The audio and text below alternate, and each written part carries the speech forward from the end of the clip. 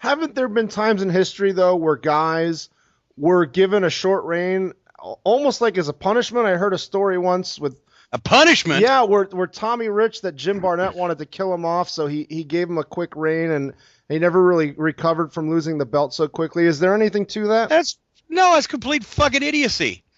The reason why Tommy Rich got the title was to reward him because Tommy Rich at the time was the hottest territory babyface in the business. He was on Atlanta TV when that was a big deal, when they were doing a 6 rating back in those early days when people were starting to find wrestling on cable from Atlanta.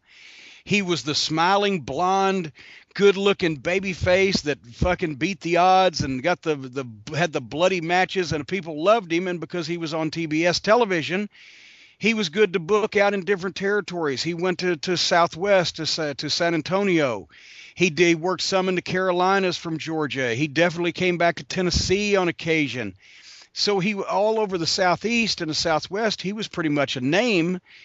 And when he had the week's run with the NWA title, it was because Barnett had so much power that he was able to get the NWA to reward his hottest ever young babyface with a week with the title while Harley was in Georgia, as long as he dropped it to him on the way out. And forevermore, Tommy Rich could be referred to as a former NWA world champion. Not only did his career didn't have to recover from that.